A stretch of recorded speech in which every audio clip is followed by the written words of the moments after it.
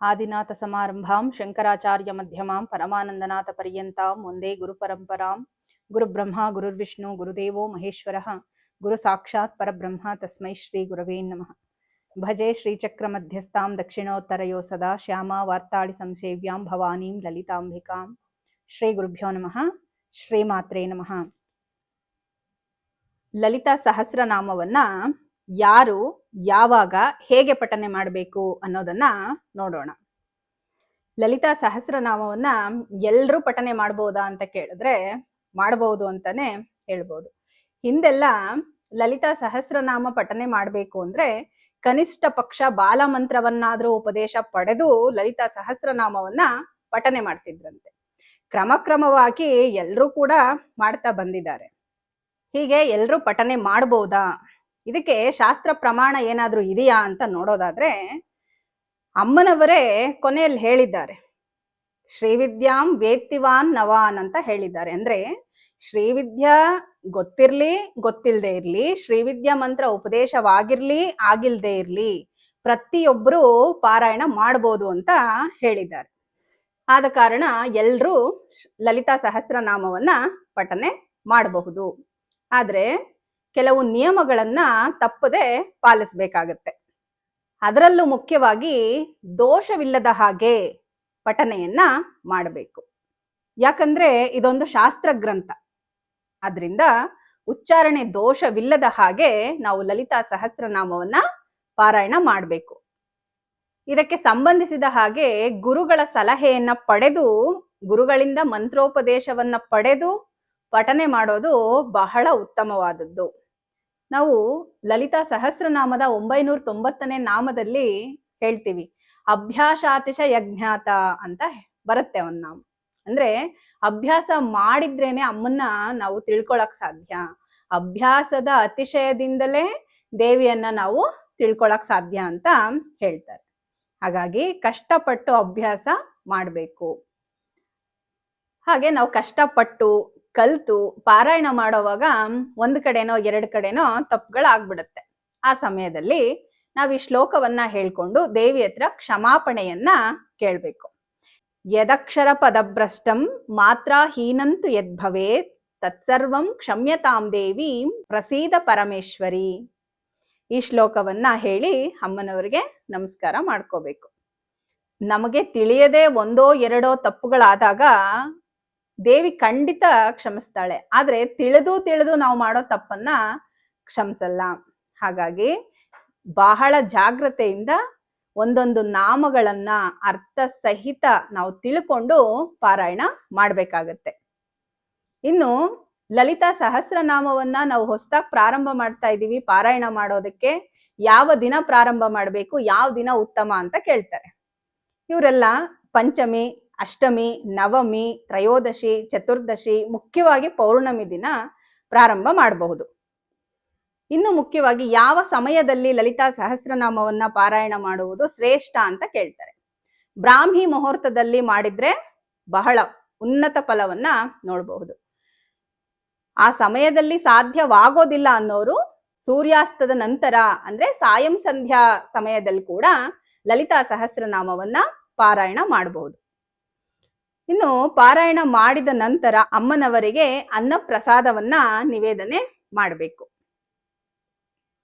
ಇನ್ನು ಲಲಿತಾ ಸಹಸ್ರನಾಮ ಮಾಡೋರಿಗೆ ಒಂದು ಸಲಹೆ ಏನಂದ್ರೆ, ಪ್ರತಿ ಪೌರ್ಣಮಿಯ ದಿನ ದೇವಿಗೆ ವಿಶೇಷವಾದ ಪೂಜಾದಿಗಳನ್ನೆಲ್ಲ ಮುಗಿಸಿ ಅಷ್ಟೋತ್ತರದಿಂದ ಕುಂಕುಮಾರ್ಚನೆಯನ್ನ ಮಾಡಿದ ನಂತರ ರಾತ್ರಿ 9 ಗಂಟೆ ನಂತರ ಬೆಳದಿಂಗಳಲ್ಲಿ ಕುಳಿತು ಲಲಿತಾ ಸಹಸ್ರನಾಮವನ್ನ ಪಾರಾಯಣ ಮಾಡೋದು ಬಹಳ ಉತ್ತಮ. ಇನ್ನೂ ನಮಗೆ ಆಸಕ್ತಿ ಇದೆ ಅನ್ನೋರು ಬೆಳ್ಳಿಯ ತಟ್ಟೆಯಲ್ಲಿ ಅರ್ಧ ಲೀಟರ್ ಹಾಲಿಡಿಸುವಂತಹ ಬೆಳ್ಳಿ ತಟ್ಟೆಯನ್ನ ತಗೋಬೇಕು. ಆ ತಟ್ಟೆಯಲ್ಲಿ ಹಾಲನ್ನ ಹಾಕಿ ಬೆಳದಿಂಗಳಲ್ಲಿ ಕುಳಿತು ಆ ಹಾಲಿನಲ್ಲಿ ಚಂದ್ರಬಿಂಬವನ್ನ ನೋಡ್ತಾ ನಾವು ಲಲಿತಾ ಸಹಸ್ರನಾಮವನ್ನ ಪಾರಾಯಣ ಮಾಡ್ಬೇಕು. ಇದು ಬಹಳ ಒಳ್ಳೆಯ ಫಲವನ್ನ ಕೊಡುತ್ತೆ. ಇದಕ್ಕೆ ಹುಣ್ಣಿಮೆ ಪಾರಾಯಣ ಅಂತಾನೆ ಹೇಳ್ತಾರೆ. ಯಾಕಂದ್ರೆ ಹುಣ್ಣಿಮೆ ಅಂದ್ರೇನೆ ಬಹಳ ವಿಶೇಷ. ಆ ದಿನ ಚಂದ್ರನು ತನ್ನ 16 ಕಳೆಗಳನ್ನ ತುಂಬಿ ಸಂಪೂರ್ಣವಾಗಿ ಶೋಭಿಸ್ತಾ ಇರ್ತಾನೆ. ಅಂತ ಬೆಳದಿಂಗಳಲ್ಲಿ ಕುಳಿತು ನಾವು ಲಲಿತಾ ದೇವಿಯನ್ನ ಧ್ಯಾನಿಸ್ತಾ ಲಲಿತಾ ಸಹಸ್ರನಾಮವನ್ನ ಪಠನೆ ಮಾಡೋದು ಬಹಳ ಉತ್ತಮವಾದ ಫಲವನ್ನ ಕೊಡತ್ತೆ. ಆಸಕ್ತಿ ಇರೋರು ಹೀಗ್ ಮಾಡಿ ನೋಡ್ಬೋದು. ಇನ್ನು ಸಾಮಾನ್ಯವಾಗಿ ಲಲಿತಾ ಸಹಸ್ರನಾಮವನ್ನ ಓದುವಾಗ ಆಗುವಂತಹ ತಪ್ಪುಗಳು ಯಾವುವು ಅಂತ ನೋಡೋದಾದ್ರೆ, 75ನೇ ನಾಮ ಮಂತ್ರಿಣ್ಯಂಭಾ ವಿರಚಿತ ವಿಷಂಗವದತೋಷಿತ, ಮತ್ತೆ 76ನೇ ನಾಮ ವಿಶುಕ್ರ ಪ್ರಾಣಹರಣ ವಾರಾಹಿ ವೀರ್ಯನಂದಿತ. ಈ ನಾಮ ಇಲ್ಲಿ ಏನಂತ ಹೇಳ್ತಾರೆ ಅಂದ್ರೆ, ಭಂಡಾಸುರನ ಇಬ್ಬರು ತಮ್ಮಂದಿರು, ಇವರು ವಿಶುಕ್ರ ಮತ್ತೆ ವಿಷಂಗ. ಇದರಲ್ಲಿ ವಿಷಂಗನ್ನ ಸಂಹಾರ ಮಾಡಿದಂಥವಳು ವಾರಾಹಿ, ವಿಶುಕ್ರನ್ನ ಸಂಹಾರ ಮಾಡಿದಂಥವಳು ಶ್ಯಾಮಲಾದೇವಿ ಅಂತ ಲಲಿತೋಪಾಖ್ಯಾನದಲ್ಲಿದೆ. ಆದ್ರೆ ಇತ್ತೀಚೆಗೆ ನಾವು ಓದ್ತಾ ಇರುವಂತ ಪುಸ್ತಕಗಳಲ್ಲಿ ಹೀಗೆ ಬರುತ್ತೆ, ಅಂದ್ರೆ ಮಂತ್ರಿಣ್ಯಂಭಾ ವಿರಚಿತ ವಿಷಂಗವದತೋಷಿತ ಅಂದ್ರೆ ಮಿಸ್ಟೇಕ್ ಆಗಿ ಬರುತ್ತೆ.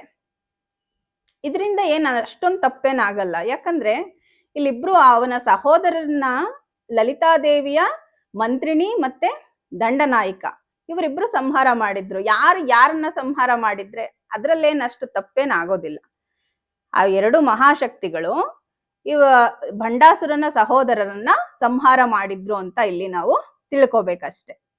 ಇನ್ನು ಮುಖ್ಯವಾಗಿ 39ನೇ ನಾಮ ಕಾಮೇಶ ಜ್ಞಾತ ಸೌಭಾಗ್ಯ ಮಾರ್ಧವೋರುದ್ವಯಾನ್ವಿತ ಅಂತ ನಾಮ. ಇದನ್ನ ಓದುವಾಗ ಕೆಲವರು ಮಾರ್ಧವೋ ರುದ್ರಯಾನ್ವಿತ ಅಂತ ಹೇಳ್ತಾರೆ. ಹಾಗೆಲ್ಲ ಹೇಳ್ಬಾರ್ದು. ಯಾಕಂದ್ರೆ ಇಲ್ಲಿ ಅಮ್ಮನ ಊರುಗಳ ಲಾವಣ್ಯವನ್ನ ಬಲ್ಲಂತವನು ಕಾಮೇಶ್ವರ. ಕಾಮೇಶ್ವರನಿಗೆ ಮಾತ್ರ ತಿಳಿದಿರುವಂತಹ ಲಾವಣ್ಯವುಳ್ಳಂತಹ ಊರುಗಳನ್ನ ಹೊಂದಿರ್ತಕ್ಕಂಥವಳು ಪರಮೇಶ್ವರಿ ಅನ್ನೋದು ಈ ನಾಮದ ಅರ್ಥ. ಹಾಗಾಗಿ ಪ್ರತಿಯೊಂದು ನಾಮದ ಅರ್ಥ ತಿಳ್ಕೊಂಡಾಗ ನಮಗ್ ಗೊತ್ತಾಗತ್ತೆ ನಾವು ತಪ್ಪು ಹೇಳ್ತಾ ಇದ್ದೀವಾ ಸರಿ ಹೇಳ್ತಾ ಇದ್ದೀವಾ ಅಂತ ನಮಗ್ ಗೊತ್ತಾಗುತ್ತೆ. 34ನೇ ನಾಮ ಹರನೇತ್ರಾಗ್ನಿ ಸಂದಗ್ಧ ಕಾಮ ಸಂಜೀವನ್ ಔಷಧಿಹಿ. ಇದು ಫುಲ್ಲು ಒಂದ್ ನಾಮ. ನಾವು ಓದುವಾಗ ಏನ್ ಮಾಡ್ತೀವಿ ಅಂದ್ರೆ ಹರನೇತ್ರಾಗ್ನಿ ಸಂದಗ್ಧ ಅಂತ ಹೇಳಿ ಬ್ರೇಕ್ ಕೊಟ್ಬಿಡ್ತೀವಿ. ಹಾಗೆ ಮಾಡಬಾರ್ದು, ಅದು ಬಹಳ ತಪ್ಪು. ಈ ನಾಮದ ಅರ್ಥವನ್ನ ನೋಡಿದ್ರೆ ಹರನೇತ್ರಾಗ್ನಿ ಸಂದಗ್ಧ ಕಾಮ ಸಂಜೀವನ್ ಔಷಧಿಹಿ ಅಂತ ಅಂದ್ರೆ ಏನು?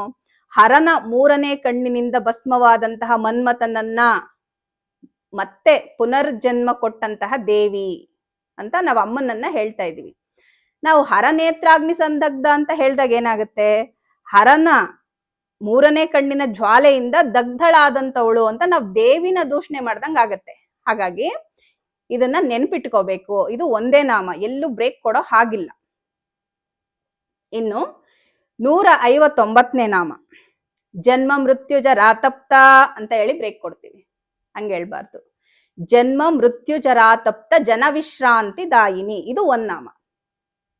ಅಂದ್ರೆ ಹುಟ್ಟು ಸಾವು ವೃದ್ಧಾಪ್ಯಗಳಿಂದ ತಪ್ತರಾದಂತಹ ಜನರಿಗೆ ವಿಶ್ರಾಂತಿಯನ್ನ ಕೊಡ್ತಕ್ಕಂಥವಳು ಆ ಮಹಾಮಾತೆ ಅಂತ. ಇಲ್ಲಿ ಜನ್ಮ ಮೃತ್ಯು ಜರಾತಪ್ತ ಅಂತ ನಾವು ಪಾಸ್ ಮಾಡಿದಾಗ ಅಂದ್ರೆ ಬ್ರೇಕ್ ಕೊಟ್ಟಾಗ ಏನಾಗುತ್ತೆ, ಜನ್ಮ ಮೃತ್ಯು ಜರ ಇವುಗಳಿಂದ ತಪ್ತಳಾದಂತವಳು ಅಂತ ನಾವು ದೇವಿಯನ್ನ ದೂಷಣೆ ಮಾಡಿದಾಗ ಆಗತ್ತೆ. ಹಾಗ್ ಮಾಡಬಾರ್ದು. ಇದು ಒಂದು ನಾಮ ಅನ್ನೋದನ್ನ ನೆನ್ಪಿಟ್ಕೋಬೇಕು. ಇನ್ನು 42ನೇ ನಾಮ ಗೂಢಗುಲ್ಫ. 43ನೇ ನಾಮ ಕೂರ್ಮ ಪೃಷ್ಠ ಜಯಿಷ್ಣು ಪ್ರಪದಾನ್ವಿತ. ಇದು ಒಂದ್ ನಾಮ ಫುಲ್. ನಾವು ಓದೋವಾಗ ಸ್ತೋತ್ರ ಓದೋವಾಗ ಏನ್ ಮಾಡ್ತೀವಿ, ಗೂಢ ಗುಲ್ಫ ಕೂರ್ಮ ಪೃಷ್ಠ ಅಂತ ಬ್ರೇಕ್ ಕೊಟ್ಬಿಡ್ತೀವಿ. ಹಂಗ್ ಮಾಡಬಾರ್ದು, ಅದು ತಪ್ಪು. ಗೂಢ ಗುಲ್ಫ ಅಲ್ಲಿ ಬ್ರೇಕ್ ಕೊಡ್ಬೇಕು. ಕೂರ್ಮ ಪೃಷ್ಠ ಜಯಿಷ್ಣು ಪ್ರಪದಾನ್ವಿತ ಇದು ಫುಲ್ಲು ಒಂದೇ ನಾಮ, ಎಲ್ಲೂ ಬ್ರೇಕ್ ಕೊಡೋ ಹಾಗಿಲ್ಲ. ಇನ್ನು 193ನೇ ನಾಮ ದುಷ್ಟದೂರ. 194ನೇ ನಾಮ ದುರಾಚಾರ ಶಮನಿ. 195ನೇ ನಾಮ ದೋಷವರ್ಜಿತ. ಇದನ್ನ ನಾವು ಸ್ತೋತ್ರದಲ್ಲಿ ಓದುವಾಗ ಏನ್ ಮಾಡ್ತೀವಿ, ದುಷ್ಟ ದೂರ ದುರಾಚಾರ ಅಂತ ಹೇಳಿ ಬ್ರೇಕ್ ಕೊಡ್ತೀವಿ. ಹಾಗೆ ಮಾಡಬಾರ್ದು. ದುಷ್ಟ ದೂರ ದುರಾಚಾರ ಶಮನಿ ದೋಷವರ್ಜಿತ ಈ ತರ ಓದ್ಬೇಕಾಗತ್ತೆ.